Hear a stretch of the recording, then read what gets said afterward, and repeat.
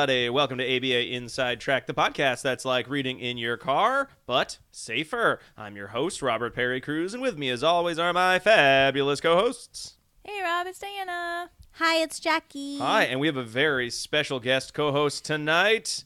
Hi, it's Cormac. Hi, Cormac. Just Cormac Cormac. MacManus. You all know Cormac from, the streets and various places. I love that. It's just Cormac. It's like Blossom. You only have Yeah, one I'm name. like Madonna Oh, or man. Prince. Oh, I love that. That's good. So Cormac is here to talk to us about this week's topic, Matrix training. Like the movie The Matrix, right? We're going to do bullet time. It's going to be great. Wait, his name is Keanu Reeves, the delicious ancient grain actor. Keanu. Keanu. Reeves is also here with us tonight. Hi, guys.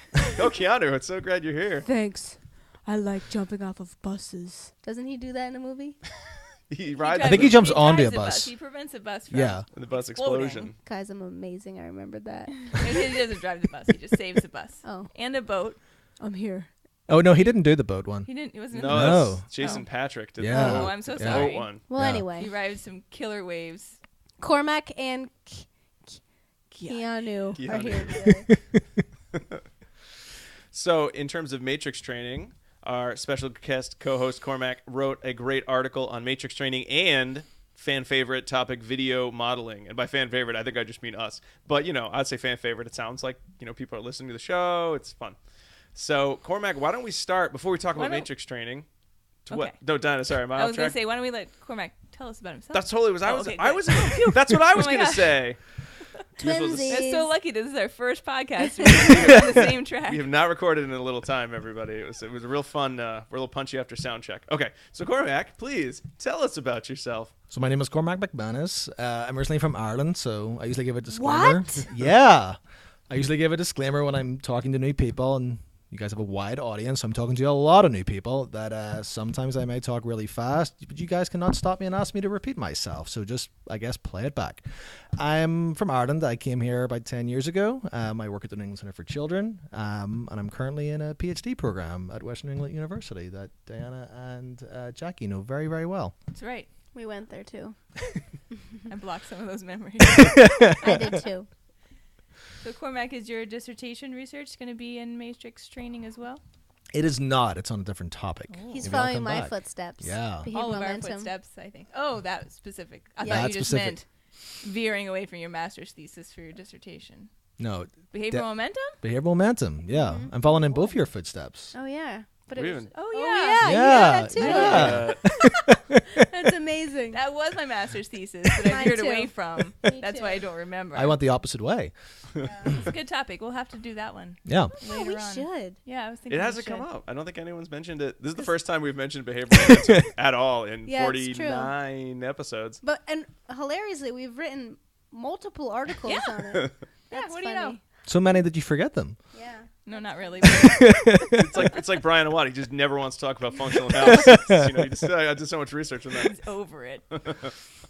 All right, so Matrix training, since we already discussed, we did the joke about the movie. I did the joke about the movie, but you all were really good. You improv'd with me, but we're not talking about the movie The Matrix. We're talking about the training methodology. So, Cormac, would you like to give us the nickel tour of Matrix training for folks who haven't either heard of it or have heard of it and just do not understand it? Sure. I love Matrix training, by the way. I try to get everyone to do Matrix training research anytime that I can. Yeah, there's a big push right now at NAC where I work to program for generalization using matrix training. So it's a hot topic I right should now. go back Yeah. because I do love Matrix training. It's already like a step ahead of everything else because the name is so cool. Yeah, it's Yeah. very true. Yeah. Like, ooh, what's Matrix training? Yeah, I'm glad they used that instead of generative responding or Right. generative instruction, which are a couple of terms you guys may have read from the articles. Yeah. Yeah. Recombinative. Recombinative generalization. Yeah. Okay, Yeah. Not as flashy. Basically, matrix training is a approach to teaching where you're training some combinations of the targets you're looking to teach your learner, then representing those stimuli in different untrained combinations. And what we see with matrix training is that if we train, let's say we have a 2x2 matrix setup where we're training individual to tact red car and blue boat. We train those two to mastery, and then we what did I say? Red car and blue boat. Blue boat. Yeah. And then we One fish, probe, two fish. and then we probe for red boat and blue car. By setting up our instruction this way, we may see those untrained responses emerge. It's a nice way to kind of like think about the stimuli and the targets that we are looking to train and kind of get more bang for our buck, kind of train certain combinations of what we want to see and then see if we can get those untrained responses without direct teaching. So kind of to save us some time. One thing I love about matrix training is the matrix itself. So if you've never seen a matrix, it's like a box with little squares in It's it. a grid. Yeah, It's like, that's what it it's is. like a battleship game.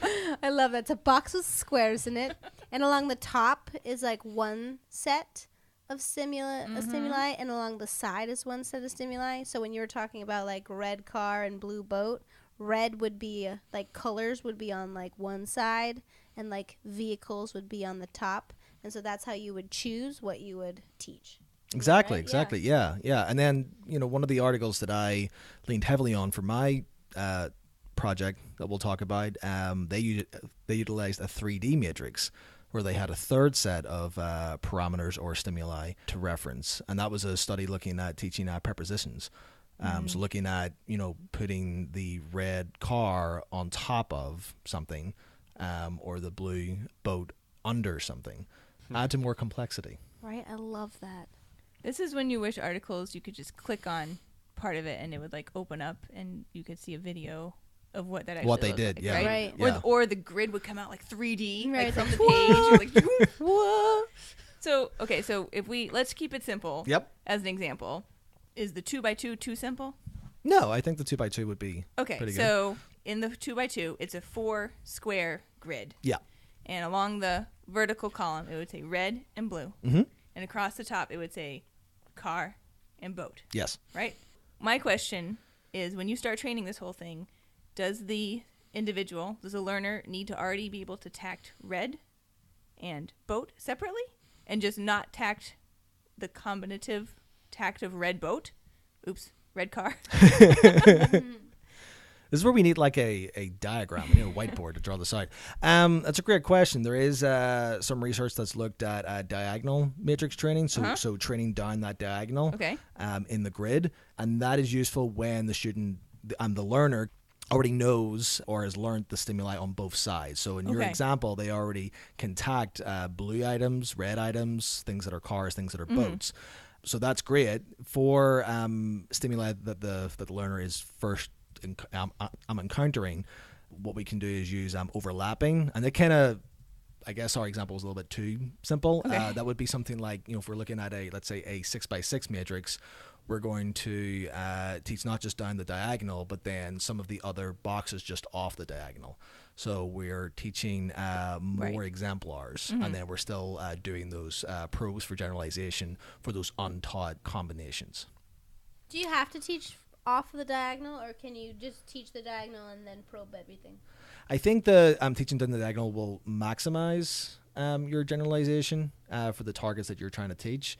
I haven't encountered a study where they went off the diagonal, and I think the reason is by going down the diagonal, you're going to hit all the, I think, the important combinations to then get the generalization to the untrained. Ideally, right? Yeah, But I could see if yeah. you're training multiple exemplars, like 6 or more, that Yeah. you might need more opportunity Yeah, to yeah, practice if they are new tacks for Yeah. you, let's say, right? yeah. So it's either way, right? It could be that you don't know red, blue, boat, or car, Mhm. and you need to do you first learn those separately, or you learn them combined? Teach red, car as a combination. Yeah, I guess it matters what your terminal goal is. Okay. So if your terminal goal is to be able to tact colored vehicles, then you probably train them like that versus teaching them separately by themselves first. Okay. That probably is your goal, Yeah. right? If you were working on it in a matrix. So that would be okay Yeah. to train it combined. But you Yeah. would train red car, and you'd train blue boat, Yep. and you would present blue car and say, what is this? Yes. And hopefully they would say blue car. Or red boat. Which one did I? You did car. Blue car. Blue car. Okay. And hopefully they would say blue car. But if they don't have the practice of knowing which Mhm. piece of that was the adjective, and Yep. which was the noun, then they might need additional training. Right. Yep. Right. Okay. 'Kay. But that's how you're getting stuff Yeah. for free. Yes. Okay. And that's what it's about. It's getting stuff for free.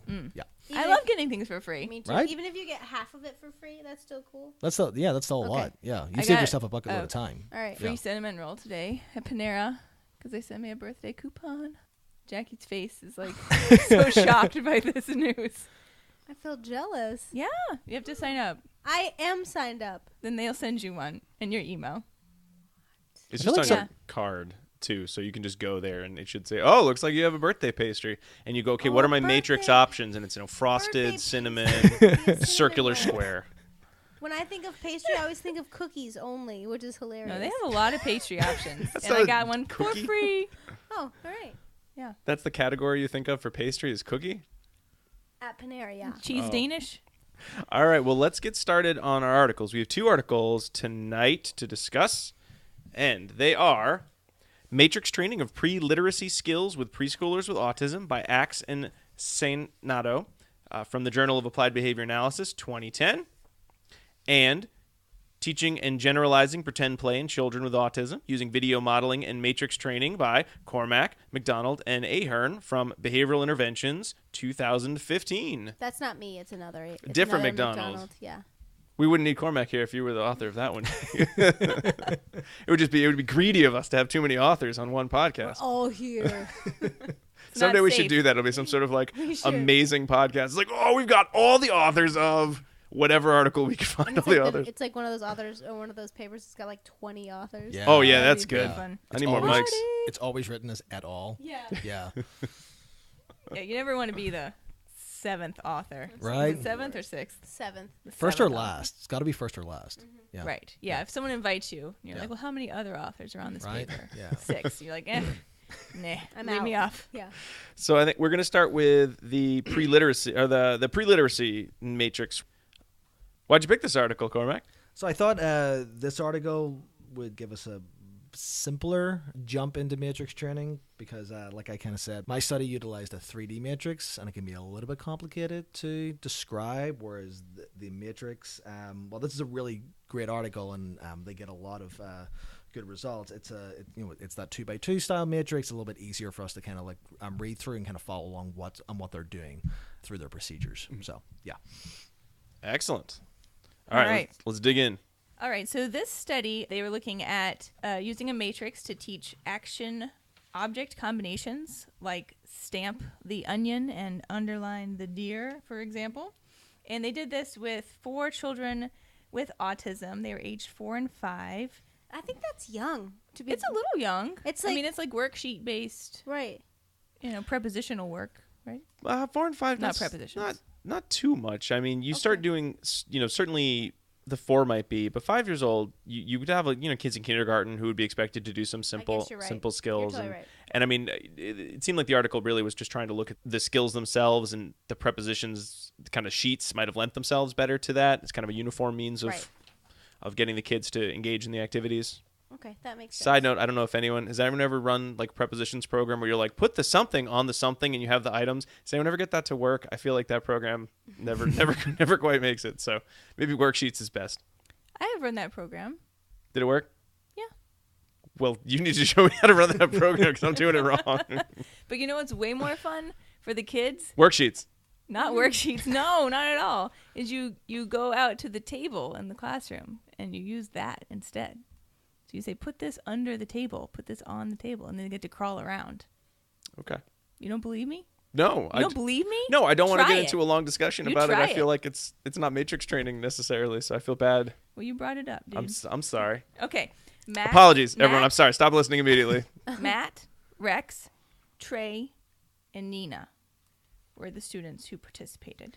All right, so the independent variable was the use of matrix training to determine if they taught specific action-object relations and then got additional generative combinations of action-object relations for free. And the dependent variable that they were measuring, therefore, were diagonal-trained responses that were specifically part of the training, and then non-diagonal untrained responses, which were the bonus for free responses that they wanted to get.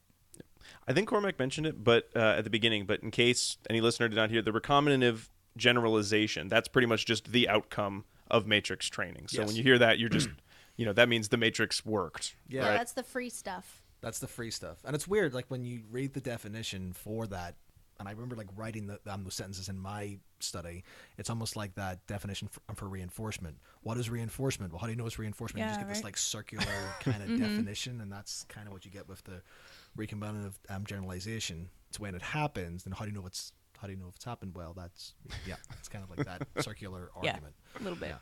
But that's okay. So they used a multiple probe design where they specified criteria for the trained diagonal. So they had to, learners had to score 90% or higher on a probe of diagonal trained instructions across 3 training sessions before they went into the probe phase. And so what they administered the probes for the diagonal trained instructions as well as the non-trained. And if they got 50% correct on the non-diagonal trained instructions, they trained a new cell from the submatrix. Gotcha. And then these were the actions. Underline, stamp, put an X on, highlight, put a triangle on, and circle. And then these were the pictures. So these were the object parts of the worksheet. Pepper, deer, tape, onion, skateboard, and stapler. What do you think pepper looked like? I thought it would be like a red pepper, like a bell pepper. Yeah. Oh, yeah. I No. was thinking like black pepper. Like a But, pepper I mean, it shaker. could be. Yeah. I was like, they just put little dots on the page. It could have been a shaker, I guess, but then Yeah. you'd think it was salt. Oh, if they put a P on it though. That's true. Right. Right? Yeah. Okay. I don't know though. I mean, if you're trying to teach pre-literacy skills, I feel like, look, you've got to know what this is based on the letter that's on there that we haven't taught you. Maybe they got one of those like big pepper Like a grinders. grinder. Yeah, like an Italian restaurant. The guy comes around, wants some Could pepper. be. Yeah, right. Yeah, This so, is worldly so participant. those seem like the most random of objects that they Right, but they did it through a pre-assessment. could have chosen. Yeah. Yeah. They Yeah. went through the pre-assessment looking at the experimenter used, like, put a stamp on A or on the worksheet, or they used the circle the A, circle the pepper, circle this, whatever the word was. And so the ones that they couldn't do were the ones that they included into the matrix. So maybe these are the 6 words that no one knew. Right. So that's pretty random Yeah. then. Real rando. Yeah. But I like that. So I wanted everyone to hear what those were so you can kind of envision this a little bit more, right? So like those actions are down the vertical side of our 6x6 grid. And then the pictures, the pepper, the deer, etc., are across the top of the grid. And then you train along the diagonal. So the first box is underline. The first column is pepper. So you're going to train underline pepper. And then you're going to check after you've trained that. Now, if you say underline deer, do they underline the deer? Yep. Yeah. And then so on and so forth. So like down, stamp the deer, put an X on the tape, highlight the onion, and so on and so forth. And I think the other really cool thing that they did on the worksheet in which the participants were performing the actions on the pictures, they had not just the 6 training pictures, but also 6 distractors. So it really was, they were really, really testing to make sure that they had the skill done. Yeah. Yeah. One thing to note, too, is that they had, I know we talked about it a little, they had submatrix 1, 2, 3, and 4. So they trained submatrix 1, and then they trained submatrix 2, 3, and 4. So that is what it looks like on the graph. So the graph shows this multiple probe design across submatrices. Matrices? Matrices, I think. Yeah, so Yeah. that's It's important like to an note. appendices. Yeah, I think that's important to note, too. How were the results overall? And then we could talk about some of the participant modifications they had to make. So overall, what we found was during baseline there was variable responding across all of the participants, pretty low levels, however, across diagonal and non-diagonal, so the untrained relations. And then during training, we saw an increase responding for the actual trained responses for all of the participants, and actually a slight increase for the untrained responses as well during training. For Rex, definitely, he had an increase in responding during training for the untrained diagonals. And also Trey did as well. What about Matt, guys? You think Matt did? Matt did. He was okay. Mhm. Yeah, Following training during Yeah. maintenance. during maintenance. Overall, he exhibited some fairly high responding to the non-diagonal untrained stimuli, but not quite as high as Rex and Trey. Right. And then Nina had the most difficulty, at least for one set of her sub-matrix. She really had a harder time. Yeah, I think Nina was the one participant they didn't really consider having demonstrated that a recombinative generalization. Right, because she didn't even acquire any skills in submatrix 3 or 4. Yeah. And Yeah, I know and 2 was spotty. Yeah. Yeah, there we go. I know they had some modifications they listed, though most of them seem to be more modifications in teaching procedure. Like one of the students didn't know how to underline very well, so they just sort of draw a line and it would just go forever. So they put dots, and one of the students, they used a different prompt. So they seemed like they were pretty small modifications. So they were less about the modifying the matrix training as they were modifying some of the means of teaching the individual participants. Yeah, because some of the things that they picked as the actions for 4 and 5-year-olds are kind of difficult, like an Yeah. X, a triangle, a circle, underlining. Like depending on your handwriting skills, those could be a little bit challenging. I was reading this and I had to go back and keep looking to see how old the kids were, because 4 and 5 just seemed so young for me, but maybe because I don't have a lot of experience with 4 and 5-year-olds. Like Kids can do a lot, writing. Yeah. I'm like, wow, that's so amazing. but handwriting skills can vary widely Mm-hmm. during that age group. And then if kids haven't had exposure or training to using writing utensils, then they're not going to know how to do it yet. So They also had a really detailed procedure for training the responses and then fitting them out. I mean, it was like a 7-step process yes. to train up the responses, to kind of fade out the prompt. And they did like demonstration trials and things like that. So there was a lot of really intricate training that they did to get the responses. You think that's a limitation, or you think it's just awesome? No, I think it was like really well thought out. And obviously things didn't go exactly as they hoped. So as Rob said, they put in, some modifications for some of the participants. But it was a really detailed plan of how they wanted to go about training the responses, given that they were possibly for 4 to 5-year-olds, maybe a little bit more complex. Mhm. I think that's nice. I always love it when there's very descriptive procedures, because then it's more likely that regulars like us are going to be able to replicate them. Right? Yeah. When we were like, I want to do this. I want to teach these worksheet skills to my kids, but if it's like measly procedures, it's I know. more difficult. When you read like really complicated studies, and you're like, it just worked. It just happened for them, and you don't have enough information to know why did it happen. Like, was it the Right. population that they had? Was it the way that they did it? And you just don't know enough. Yeah. Mm-hmm. It's the curse of the brief report. And I think that was one of the purposes, actually, was that the researchers wanted to use most to least prompting, which seems like an odd purpose because most people in teaching use most to least prompting, but I guess it hadn't been in any of the previous matrix training. So I think going into the detailed procedure, look, you could use this. You could teach a ton of these skills. And I think the other, the fact that they were using this like very detailed 7-step process to train these different combinations, it's another demonstration of we train just this diagonal, these targets, and then we tested for all these other untrained combinations and we got them. So even though we had a very detailed prompting procedure to train the responses, imagine if we had to use that for every combination. Right. Then we would have been here for a long time training everything. That's true. Right. That's so a they really trained good six things. They got, oh gosh, I shouldn't have started that. I know. I was like, math. They got 30 for free for some participants, Yeah. not all participants. With the exception of Nina. Yeah.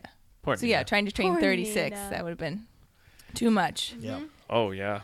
The nice thing, while we're still saying that these seem random, they're not really random, because the actions that they were teaching are really useful, particularly if you're in kindergarten. You have to do these types of worksheets a lot. So it presumably would have meaning for them. They did conduct a social validity assessment. Oh, perfect. And the results were very agreeable to the study. They agreed with And- me. No, they agreed that the study was important. Oh, and okay. The skills were useful. That was another reason why I chose this article, because I know you love your social I validity do measures. love my social Yeah. validity. Yeah. I think it's important to have social validity, and I love it when they have it. Thanks, Cormac. I should have noted in my intro, I'm a first-time guest, long-time listener. Ooh. Thanks, Cormac. Ooh. All right. All right. What else do you want to say about Axe and Sainato? I mean, I think in terms of like Cormac said, if you want an intro into matrix training that uses a very concrete set of examples and has a matrix that is slightly more complicated than the sort of 2x2, which I think everyone gets the 2x2. When you start getting into anything bigger than that, it's a little harder to wrap one's head around. But just having that simple, here are the actions, here are the pictures, and we did a worksheet, and we trained the diagonal, and here are our results. And they were mostly really good, and we mostly saw recombinative generalization, meaning this saved a ton of time for training skills that you're going to want to see in a school. Most kindergartners have to be able to do some amount of worksheet work. Right. Even though it's not necessarily the best use of kindergarten time, it is something that you will see, and it's not bad. Right. It's just not number one teaching activity. I spent a lot of time in a kindergarten class a few years ago when I had a student there, and the teacher, she held up the worksheet and she's like, "Okay, everyone, you're gonna do these things on the worksheet, and then you're gonna color every picture on the worksheet." And she was like, "How many pictures are we gonna color?" And the kids are like, "Everyone." "Are we gonna use the same color on all the pictures?" And they all said, "No." That's awesome. Yeah, we have time to fill. That's amazing. She's like, "Let's do this, everyone. Let's do it." That's funny. I love that we started with the Axe article because I do think it's a good intro article because Cormac's yours is a little complex. This is our appetizer article. Yeah. Yeah. Our amuse-bouche. Now we're into the dinner. All right. Dinner plate. So we're gonna get right into this complicated, super hard article from Cormac. But first, let's take a little break. We'll be right back.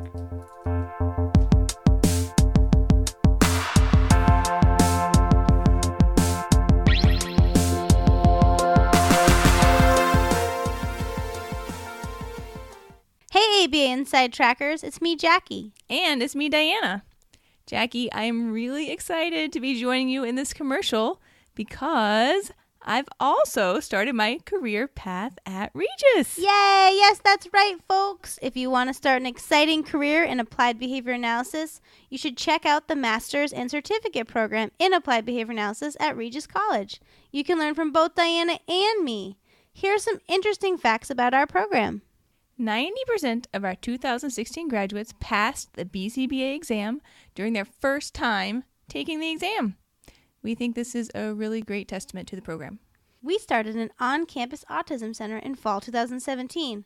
The center provides behavior analytic services to children diagnosed with an autism spectrum disorder right at Regis College. The center will offer employment opportunities for some of our graduate students. Students working at the center will receive partial tuition remission. We also offer opportunities for paid clinical placements and graduate assistantships starting in the student's first year. So all of our grad students are currently working in the field either part-time or full-time. Yes, we help students identify their practicum placements because we think it's imperative students receive excellent training and experience in the application of behavior analysis. Therefore, we screen placements to ensure students receive high-quality practicum placements. We are approved by the BACB to provide intensive practicum. Students complete at least 750 hours, but most complete much more over the course of 3 semesters. Across that time, students complete a professional portfolio that includes completing a variety of application exercises, such as conducting assessments, developing behavior plans, training curriculum, and more. This portfolio functions as a way to ensure students are learning the essentials of being an effective behavior analyst and is a great way to showcase your work at job interviews upon graduation. I love it. Students enroll in 2 courses per semester and graduate in a little under 2 years. Our courses are offered in traditional classroom and hybrid formats, which enables a student to focus on one course at a time while still completing the program quickly. All of the faculty are PhD-level BCBAs with strong applied and research backgrounds in ABA, and all have published papers in respected peer-reviewed journals. We ensure small class sizes so that all students receive personalized attention from their professors, and advisors are easily accessible to meet with students. There's also an invited lecture series at Regis, which involves inviting outside experts in ABA to speak on specialized topics relating to practicing ABA. And these are really great opportunities for students to learn from a variety of experts in the field, in addition to their professors. And last summer, we completed an international service trip to Iceland, which we plan to do every other year. Although we train students to work effectively with individuals diagnosed with autism, we also have opportunities for students to work with individuals with a variety of diagnoses and typically developing individuals as well. In addition, the coursework covers the broad applications of ABA with respect to solving socially important problems. There are opportunities for students to be involved in faculty research as well. We have a great location. We're just 12 miles from the center of Boston. So check us out at www.regiscollege.edu. See you there. Keep responding.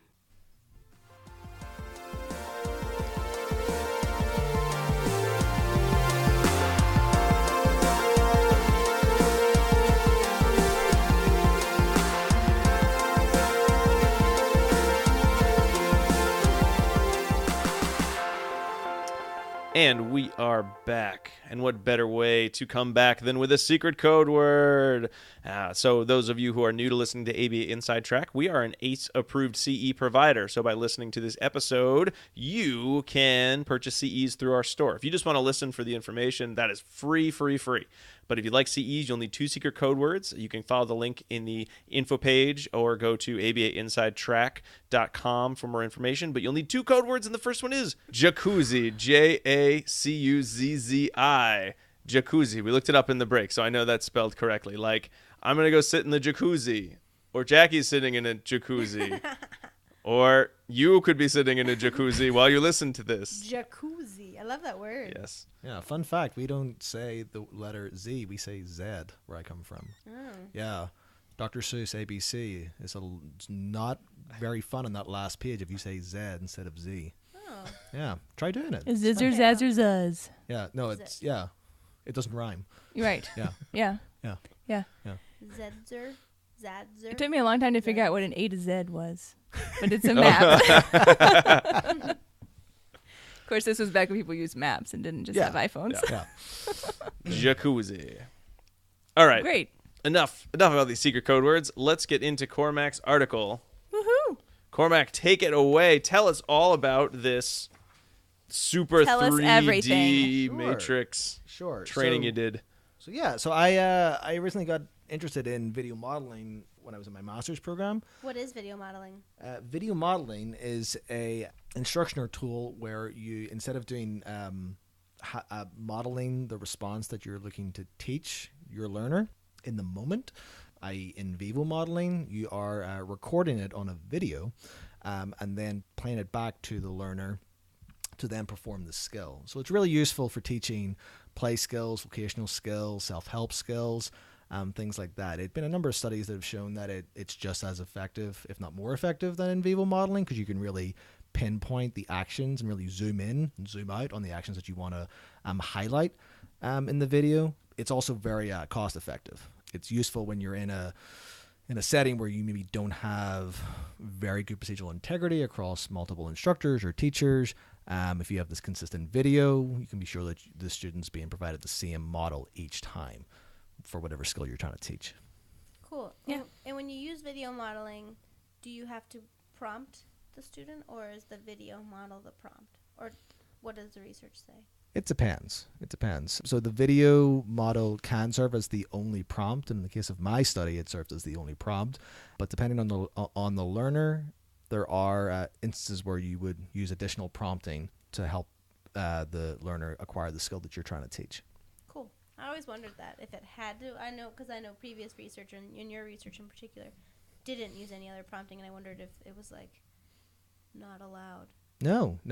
And then you might actually go back and maybe tweak your video. Like I say, there's studies that have looked at it being a wide-angle video model, doing a video model where it's like the person.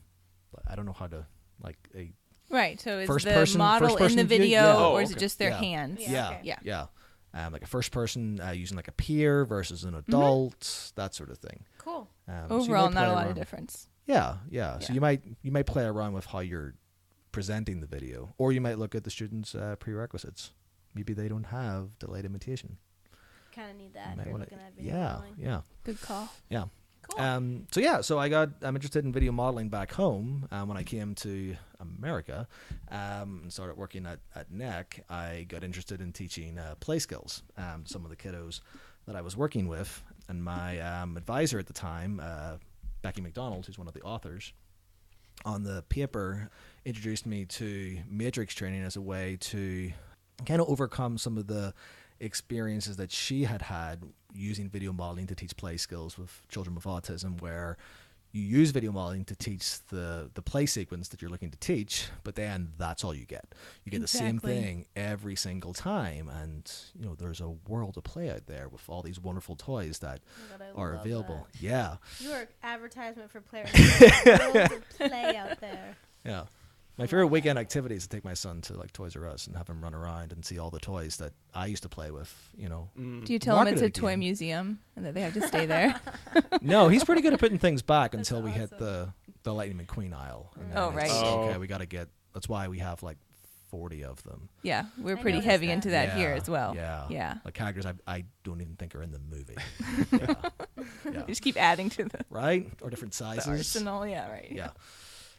So Nice. so that's why I'm started looking at, could we combine video modeling with this matrix training approach to see if we could train these different sequences of play and then see what would happen if we subbed some of the materials out and put different materials in. Would the students play, would the learners play in a way that they have learned, but recombine what they've learned across the 3 sequences that they were learning. So you're really just trying to do as little work as possible? Is Yeah, that what I'm hearing? So the video model, you just play the video. There's no prompting. There's no reinforcement. And then the matrix training, you just train one thing, and they're trying to get all the stuff for free.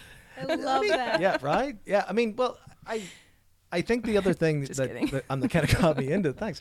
I think the other thing that got me into is that, I remember like when I was a kid, and I think that's one of the reasons why I picked Batman toys. I played with a lot of Batman toys when I was a kid, and you reenact the movies that you saw or the cartoons that you saw, but then you like went one step further and you added on to the script. Right. You added on to the sequence that you saw. So the way I learned to play was via video modeling in some form or fashion. So I kind of wanted to see, okay, if we used video modeling and taught multiple versions of this sequence, would we start seeing some generative responding with these untrained combinations? And also, would we see some novel play?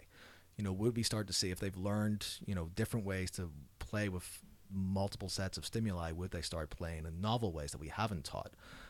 And I don't want to spoil everything, but we kind of saw that, which is cool. Teaser. You spoiled it. Right? But it's the journey that really matters in research sometimes, right? So how did you get there? So what was the process of creating the videos? Because I know you have a very fancy. So those of you, if you're not driving while you listen to this, you're looking at the figures. You've got these very fancy 3D matrices.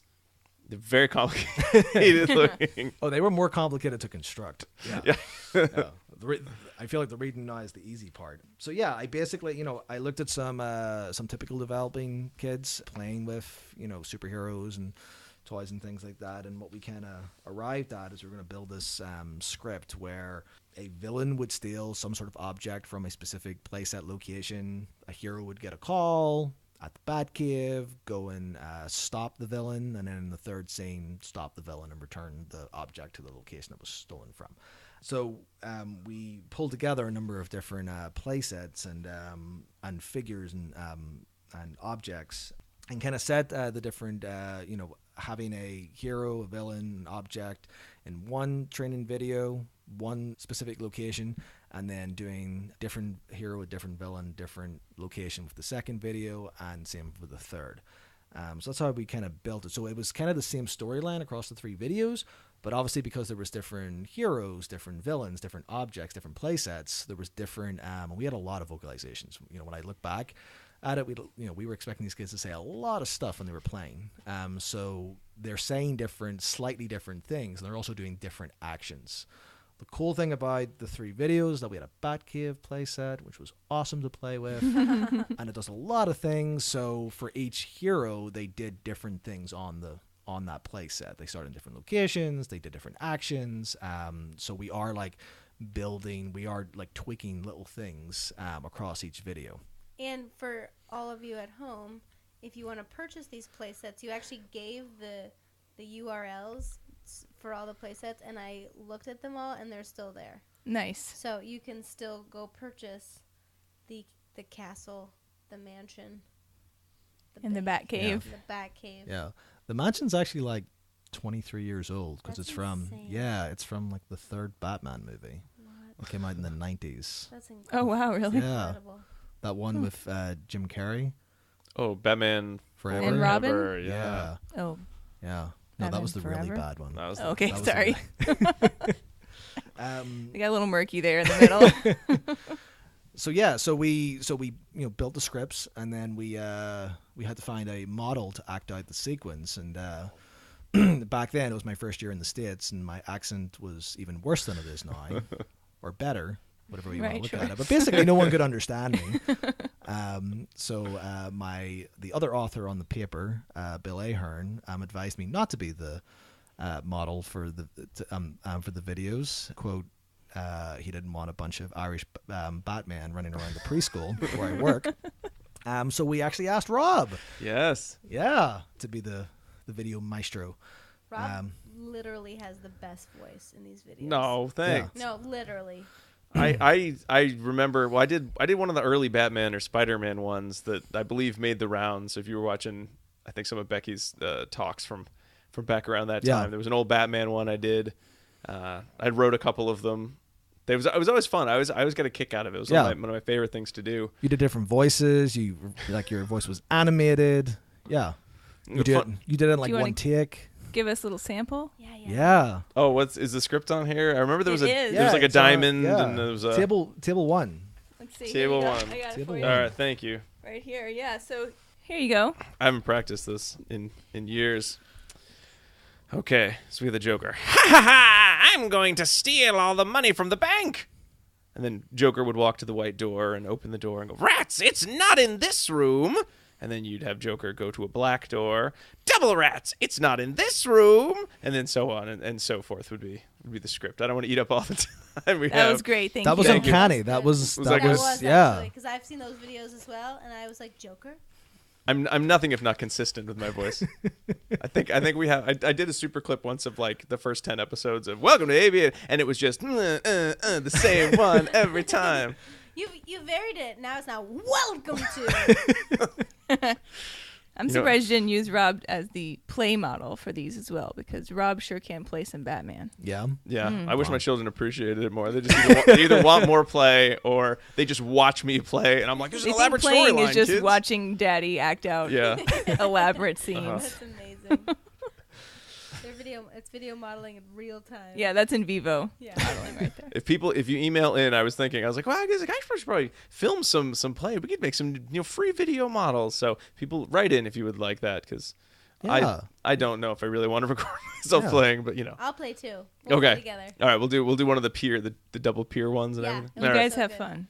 And then Diana will do the ones where it's where you are the model, so you have to like put on the pirate costume and go, "Bring me the treasure box." That would be amazing. That's the exact example I was thinking of when you talked about accent. There was a script that we used to go It's gotta work have been from, like the first video model. and I don't know who the person was who did the script. It was just their hand, but they said, "Bring me the treasure box," and I think they're saying box, or map, and you can't tell. And the child was trying to do it, and they're like, "Bring me the treasure map," just to make this sound that you don't know. So I mean, there is something to be said Yeah, for making yeah. sure that it's. And I think it goes back to like having an effective video model to make video modeling successful, is that you are making it fun. You know, Yeah. especially if you're teaching pretend play skills. Absolutely, yeah. So like, I mean, just with Rob acting that out, I remember the kids like hitting all those notes. Yeah. When Joker, when Rob raised his voice as a Joker, the kids would raise their voice as the Joker when they Nice. played with the toys. Yeah. Yeah. So yeah, I mean, it was a good thing I wasn't the model. Cormac, I'm waiting for my residuals on those video models. That check has not come. So yeah, so we had that all done, and then we recruited a couple of participants.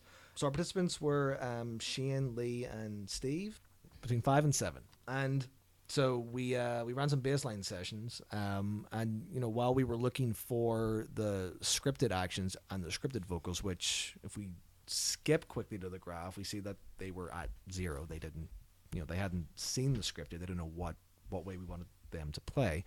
They didn't really do much. They kind of just, and these were kids who, were spoken full sentences, were, really excited to come in and see, they knew who Batman was, they knew who Superman was, they got really excited to see the toys, but when it came time to play, they didn't really do much. It was a lot of like cause and effect actions, kind of tapping things. You didn't really see them walking the characters around. Basically, what we would term pretend play. Right. Okay.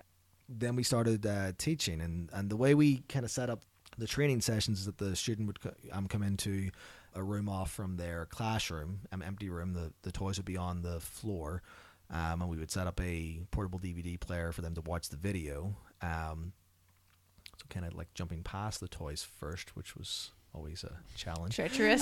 Yeah. But they would watch the video twice. I had it on a loop, and then just given the instruction by me it's time to play, and then go down and start playing. After they met mastery criteria, which we were looking at 80% or greater for both actions and vocals, we ran a probe session, which was basically the same as baseline without the video, to see if they could perform the sequence without referencing the video first. Oh, I like that idea. Yeah. That's smart. Yeah. Because you won't always have the video Yeah. Yeah. in life. It's like the final step, Yeah. Yeah. Yeah. unless you're doing matrix training. Right. Yeah. This is not the final step. Right. And then just so everyone knows, like these are long scripts. Yeah. You said 30 Yeah. to 40 actions. 30 to 40 actions. Vocalizations. Yeah, like 3 minutes long, 3.5 minutes long. They're doing a lot of stuff, and there's a lot of, there's the same number of stimuli, objects, pieces, play materials, whatever we want to call it, in each training video, but they're doing a lot of stuff with them. Like they, the characters are picking objects up, they're jumping in vehicles, they're opening doors, they're fighting, they're doing all this wonderful stuff, and they're being serious. Yeah. Being serious play Yeah. characters.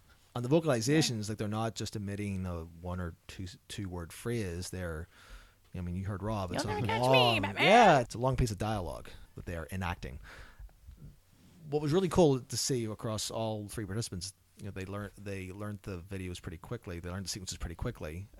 Mastery probes went really well. For the next set of probes, what we did is, if we go back and look at the 3D matrices, basically we're testing for all those unshaded parts of those 3D matrices. We're testing, okay, they've learned the bank sequence that has Joker and Batman. What happens if we take Joker and Batman out and give them the other heroes and other villains, and see if they can recombine what they've learned with these new play materials? Who's Mr. Freeze? Who's Mr. Freeze? Yeah. Oh, he's a classic Batman villain. Oh, okay. Yeah. I just didn't know who he was. Yeah. I knew Penguin. I knew Joker. I got some DVDs, Jackie. You can take home the cartoon ones. You're gonna It's need good, to Mr. study Freeze. up. All right. Yeah. Good. Yeah. Right. So if Mr. Freeze was always in the mansion, or I don't know. He's in the castle. Oh, sorry. Yeah, He's in the castle, Yeah. and he always stole what? So Mr. Freeze always stole the ring. Okay. So what would happen if we take Mr. Freeze and the ring out and put in the diamond and the Joker and Penguin and the money, but give them the castle play set? They've learned how to play with Mr. Freeze with the castle. What happens when we give them the other villains? What happens when we give them the other objects and the other heroes? Will they pick up the hero and this is where we had like very specific dependent variables. We were looking to see if they could pick up the characters and play with them in a way that they had learned, but slightly different. Right. So they're not going to call, if Mr. Freeze is now gone, they're not going to call the villain Mr. Freeze. They're going to call the villain what he's actually called. They're not going to just script what they've learned with the castle play set. They're going to recombine what they've learned in the other two play sets and play quote unquote appropriately. Yeah. Or correctly. I don't like those terms. Well, contextually, because you're not Contextually, going to yes, say, perfect, "Oh, yes, Mr. Freeze is yes. stealing." No, If that's shoot, not- the diamond, the ring. The ring, yeah. If now the diamond is there. Exactly. Right, Yeah. And we did like two different versions of these, what we call like alternative materials probes, where for our first participant, we kind of give him everything that wasn't in the training video. So both sets of untrained heroes and villains and objects and all that stuff with the training play set, which for the first training video was the bank. For the other two participants, we kind of like forced the choice, but we did two different alternative pros. So we tested, let's give you the bank play set with the materials from the mansion video, and then in a second probe, let's give you the bank play set with the materials from the castle video model, or the training video, and see if you can, again, play contextually with the materials that you now have with that play set. Cool. So in the script, like that Rob went over, it said the Joker looked in here and he said, oh, it's the money's not in there, and they looked somewhere else and the money's not in there. So like, are those pieces part of every script? Yes. Okay. Yeah. So we kind of ran the same formula across the 3 play sets, but because they're playing with different play sets and different, objects, there's also the heroes driving different vehicles across each of the different videos. They have to do different things, and they'll say something slightly different. Rob talked about how the Joker's looking in the doors for the money in the bank. Penguin's not doing that in the mansion. He's looking on the different floors. He's looking on the first floor, the second floor, But the third floor. He's still looking. He's still doing something, but it's just slightly different. The same with Mr. Freeze with the last play set. He's doing something slightly different with the castle. Okay. Yeah. That makes a lot of sense. So how did you measure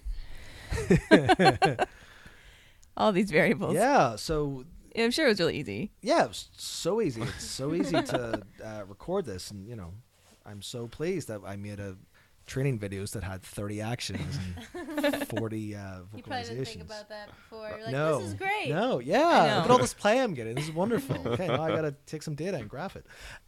I was a naive master student when I did this. That always happens. Right. So we had a number of dependent variables, and the dependent variables were measured across different phases. So for baseline and training and the mastery probe, we're looking at the scripted actions and the scripted vocalizations. Like, can they do what's in the video model that they just watched? And then when we get the alternative materials probes, where we're subbing out the stuff that was in the training video, putting in the other stuff, we're looking at what we called recombined actions and recombined vocals. Like, can they pick up this new untrained, or well, not I wouldn't say new untrained, this novel for this playset object and play with it in the way that it should be played with. And I think the actions, for the most part, they would do pretty consistently. It was the vocals that was really interesting, and that's the part I was really, and I talked about this a little bit in the paper when I wrote it up, and I give some explicit examples, both in the definition and in the results and discussion, that, if we're saying that kids with autism, if they're learning pretend play via video modeling, they're just going to do that same sequence every single time. Right. That's what we're looking at with these recombined vocals. Like, can they pick up the penguin villain, but play with him, not say, hey, I'm going to do something in the mansion where I've learned how to play with penguin. I'm going to say, I know I have penguin in the bank. Can I say, I'm going to find this in the bank? Yeah. Which is, I haven't been trained that explicitly in the video model, but I've learned a couple of different videos, a couple of different sequences, scenarios. I'm going to recombine what I've learned with this object and this vocalization that I learned. So that's what we were kind of looking at with those. And you also looked for unscripted vocalization, right? Like, yeah, that was the That seems really like the hard one, that was yeah. really complicated, and it proved to be very challenging. We used a definition from a previous study on video modeling that reported some unscripted vocalizations. So we were looking for statements that were not in the script, or not variations of statements in the script, but that were contextual. They weren't just kind of like tacting.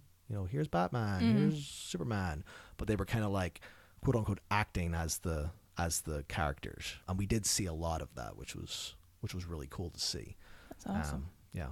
but it does seem like a nightmare reading this. I always cringe a little bit when I'm looking at like play sequences. Yeah. And Diana does as well. Yeah. We're both Because we've cringers. been there. Yeah. Yeah. We've been to this 1 second bins that I see here. Yeah.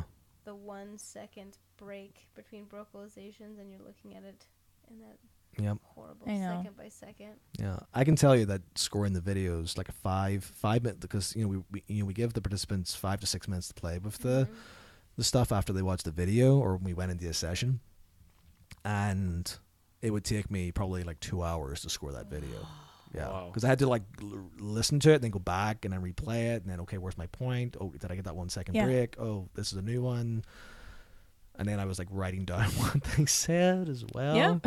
Because I think I put in there, if they repeated it within a certain frame, then we didn't count Didn't it. count. Yeah, it was A nightmare. it was a nightmare. But but the interesting thing was that these were 3 kids who were really jazzed, really pumped to play with all these cool toys. But when we went into baseline sessions, they just kind of sat there. They didn't say anything. Yeah. Like, they kind of just tapped them, like looked at them. They didn't really play with them. They didn't put like the characters in the vehicles and drive them around and go vroom and all that cool stuff that you would see a a typical developing kid do with like a new set of toys that they're really interested in. But we started seeing it after they started learning how to play, basically, which was cool to see. And the more that they learned, the more we saw these unscripted vocalizations as they learned, not just the first video, but the second and the third video.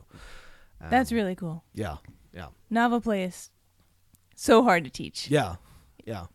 Not something you often capture. Yeah. And that's really cool. Like looking back, I was rereading the study for the taping here tonight, and I think one of the things I really wish I had. Again, I was a naive master's student. I wish I had kind of went that one step further.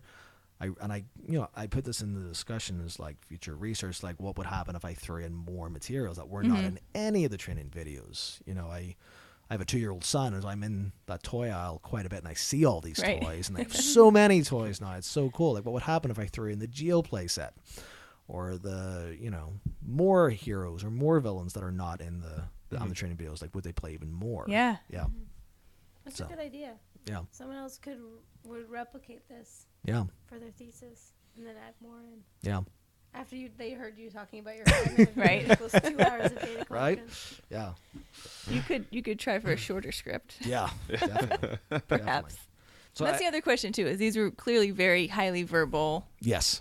Yeah. Vocal verbal children who maybe didn't have a lot of play skills but seem to have a lot of verbal skills in other areas. So that's always a factor too, is how well were they able to do this type of recommendative generalization with these complex scripts given their particular history. Yeah.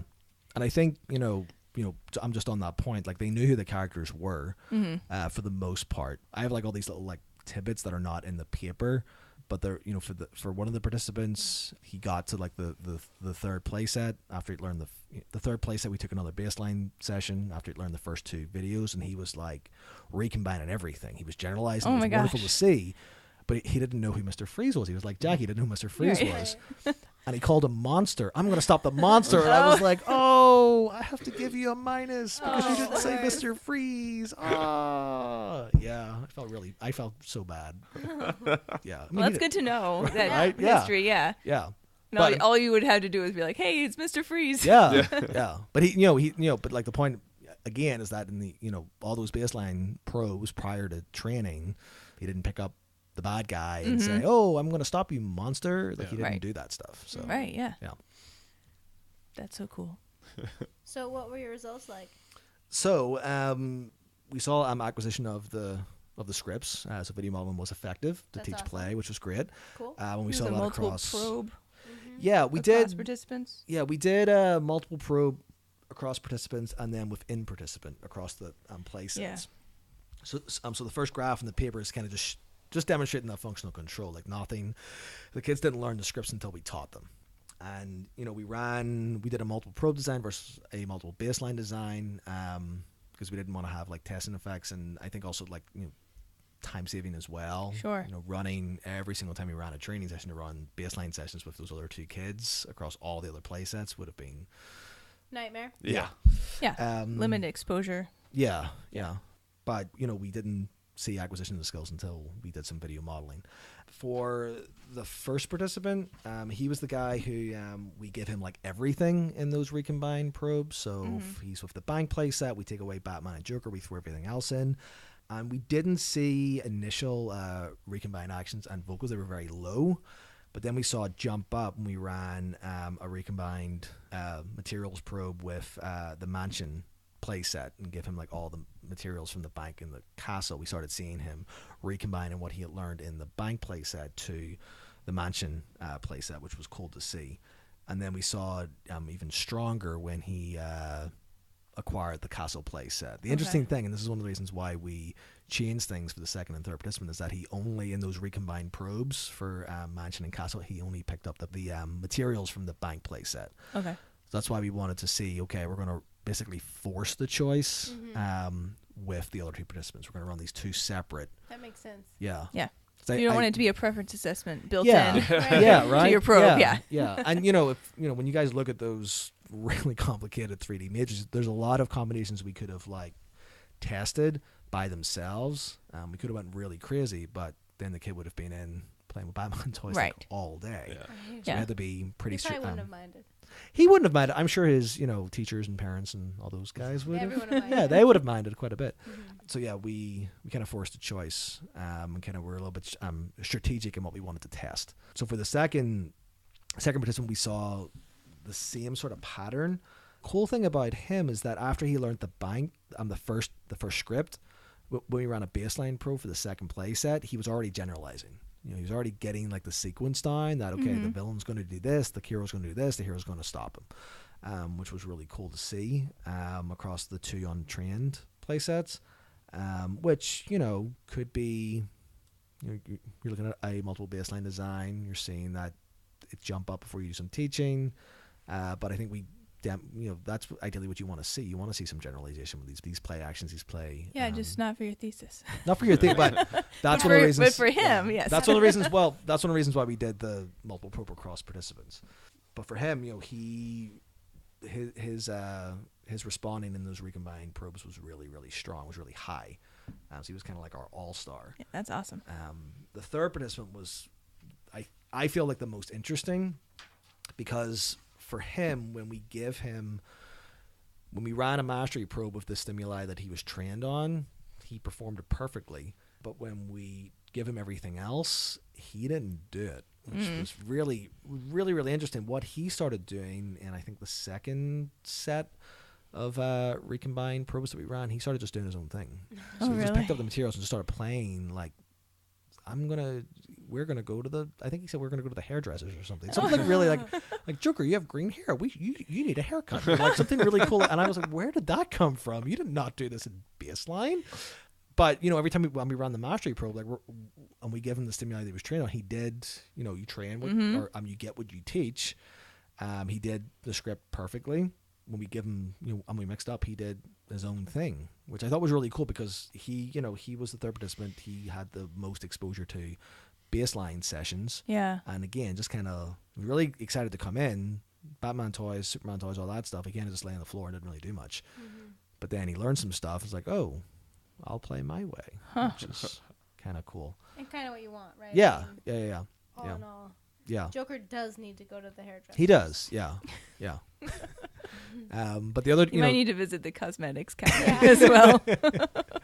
But the other two guys, they did their own unscripted stuff too. They added on to the sequence, so they did the chain, recombined everything, and then I think the first guy was, okay, Joker, you're now going to go to jail. Ooh. Nice. Kind of did that, and then the second guy, I think he did his own. I think Joker and Batman became friends or something. But He's my hero. yeah, right, yeah.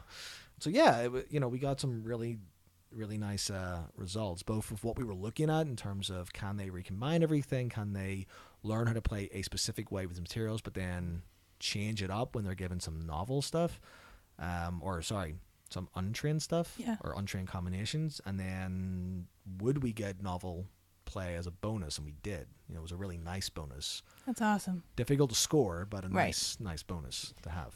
So, what would you do differently if you did this again? I think I would try to tweak the scripts a little bit more and make them slightly different. Again, I have a 2-year-old now, so I watch him play. To see him pick up the remote for the AC unit and start saying hello like it's a phone, I'm like, how did you? That's really cool. Right. So I think there's definitely utility in setting up the scripts to be similar and have an identified character do this and another unidentified character do that, and some certain formula to go, but then kind of mix up a little bit more. So we did that a little bit, and Rob, you can speak that because you did a lot of the actions for me. Oh yeah, a lot of the vocals, but I think just mixing up a little bit more. I think the other thing that again, being a naive master student, I wish I had have given the kids more time to play instead of making it 5 minutes. I mean, the video turned out to be 3 minutes long, but I think making the sessions a little bit longer, and I really went a little too strict on the 5 minutes. I think I give them an extra minute. I would say, okay, we're all done. And they're like, can I have another minute? Okay, great. Let's have another minute. And that works for me. I'll score it.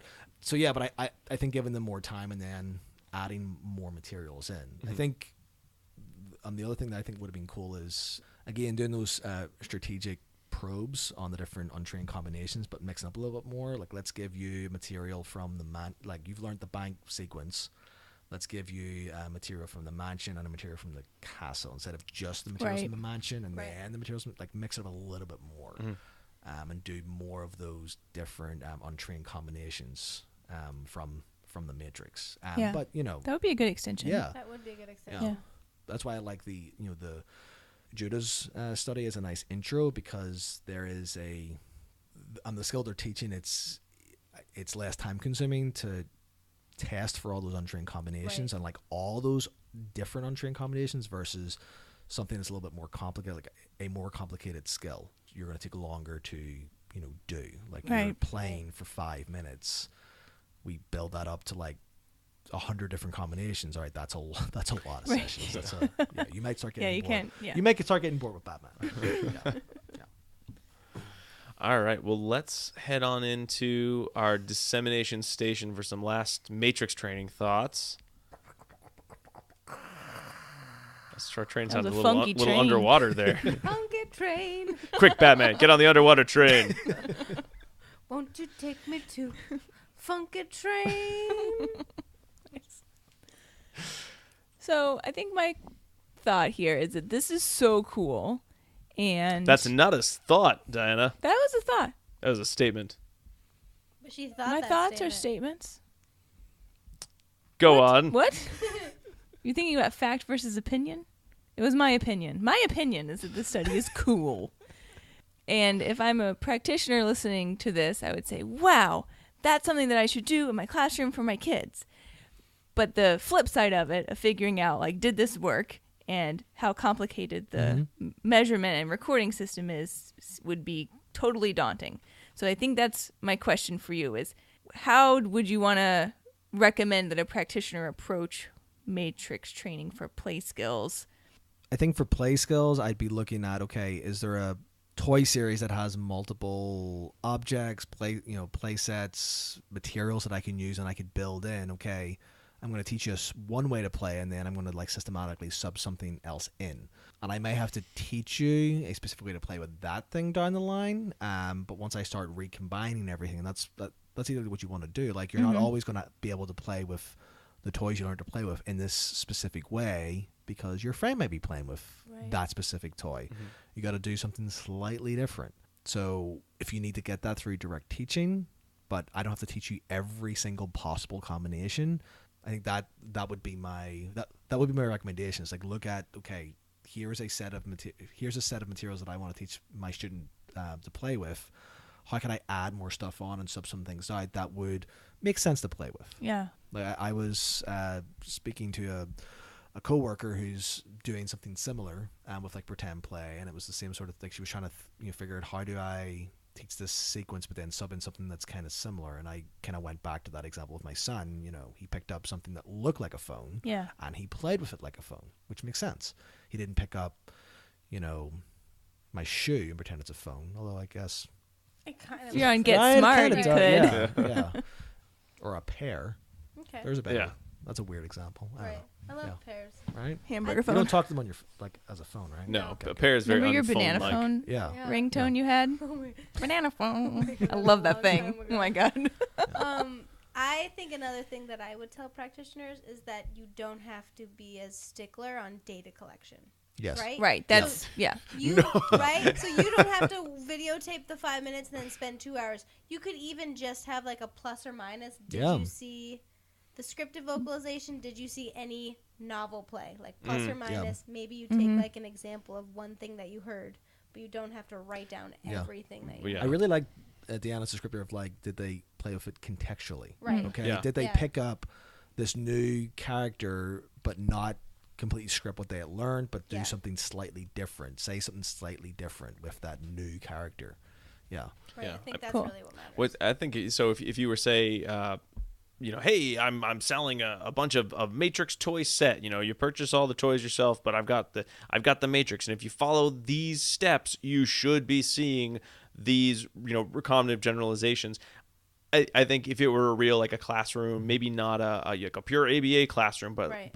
like an inclusion classroom where a lot of your students are diagnosed with autism, have trouble with playing, I think you would need to keep it pretty simple of, Right. does it kind of seem a little different? Right. If so, check yes. If Yeah. not, here are some troubleshooting tips. Because otherwise, oh yeah, following the scripts, like, no, a teacher wants to say, here, go play, and on Tuesday I'm going to watch this video and have these toys, and on Wednesday these, and on Thursday I want to see new stuff. Yep. Right. And I think there are play scripts out there that you can purchase with those Fisher-Price play sets. Yeah. So like the farm and the Oh, there ship. are. Damn, there goes my Yeah. new business model. And really, you could make your own too. Yeah. But you could actually just purchase those and teach similar actions. Yeah. Like we all can jump off the farm. Oh, we wouldn't want to. I was thinking like jump off the farm, jump off the ship. What kind of weird cult farm playset are you advertising here? Mine's serious. It's a farm in the sky. Right? Yeah. It's the clouds. You know, the chicken will fly, The chicken would fly. right? The Yeah. chicken can Chickens fly. live on boats now. Have you seen Moana? I have seen. No, I have only seen. Hey, Moana. hey. I've only seen Moana with the sound off, so I don't think I've Yeah. really Try the seen sound Moana. on. We It's got my pretty good. son a hey like toy, and you squeeze it, and it makes this up. Yeah. Oh, fun. Yeah. That is pretty fun. Yeah, so great. I think the script would be important, and I don't think you need to be as in depth.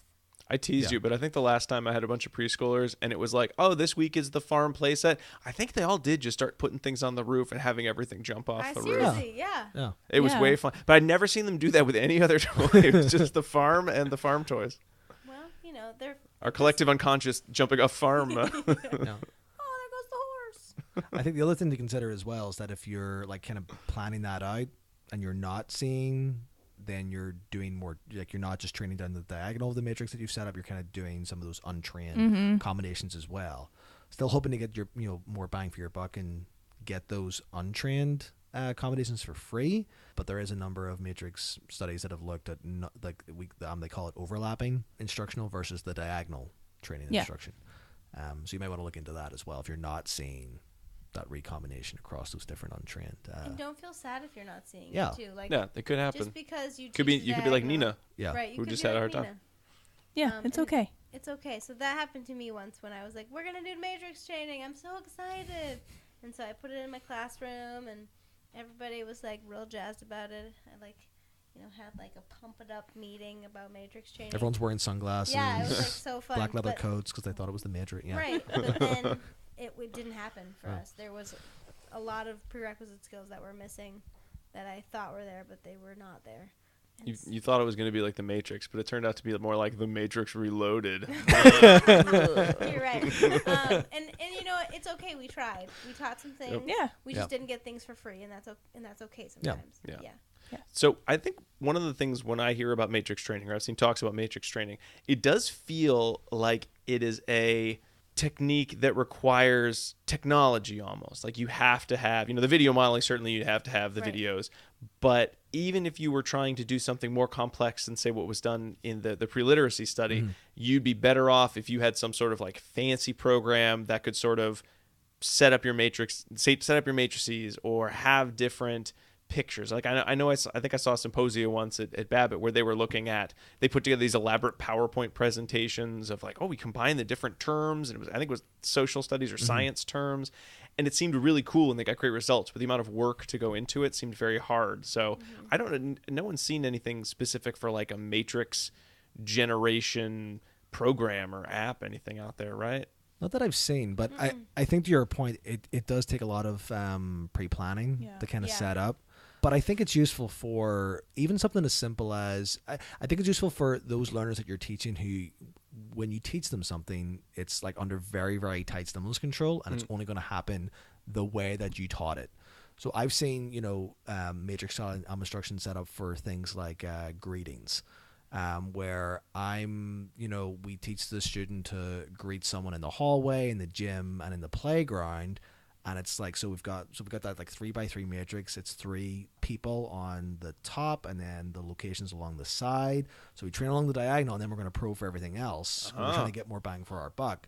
So it's not just like the only person I'm going to say hello to in the playground is Rob, but I'm also, and I've learned to say hello to Diana in the lunchroom, and I learned how to say hello to Jackie in library, I guess. Yes. Yes. That's where I But if I always see, am. but if I see With the candlestick the other in the folks, library. if I see the other folks in those untrained locations, hopefully I'll get that generalization. I'm going to say hello to those guys as Yeah. well. Oh, I like that's a great example, Yeah, Cormac. that's I a really good like that example. one. Yeah. Yeah. Going And beyond. that also sort shows of it the- doesn't have to be so complex. Yeah. Yeah. Right. Yeah. It It could be something can be pretty really similar. applicable across a lot of different behaviors. Yep. Excellent. Well, I think that's all the time we have for Matrix training today. But before we get into plugs, I want to make sure you get our second secret code word, which is dog sled. DOGSLED. One word or two. Doesn't really matter. Dog sled. I So went on a dog sled ride. Thank goodness those dog sleds brought me my vaccines in Alaska. Quick, Robin, to the dog sled. oh, that's good. Oh, there we go. There you go. Dog sled. All right. Well, everyone, thank you so much for our fun Matrix training episode. I don't need a Matrix to thank Jackie and Diana and Cormac for being here. Special thanks to Cormac, who has to get used to all of our crazy hijinks to be here today. Thank you so much. It was a pleasure. So for those of you, thank you at home also for listening. ABA Inside Track is a podcast. We come out every week. Every other week we have these full-length episodes. In between we have preview episodes. You can find us online at abainsidetrack.com. You can find us on Apple Podcasts or Stitcher or wherever else you get your podcasts. You can also find us on Facebook and Twitter, where we try to post little kind of fun articles related to either education or autism or behavior analysis, or just things that we find amusing in the world of pop psychology as well sometimes. Usually more on the weekends when it's more pop psychology time. Or email us at abainsidetrack@gmail.com. All right, I think we got them all. All right, everybody. Thank you all so much again for being here. Thank you so much for listening. We'll see you next week. But until then, keep responding. Bye. Bye.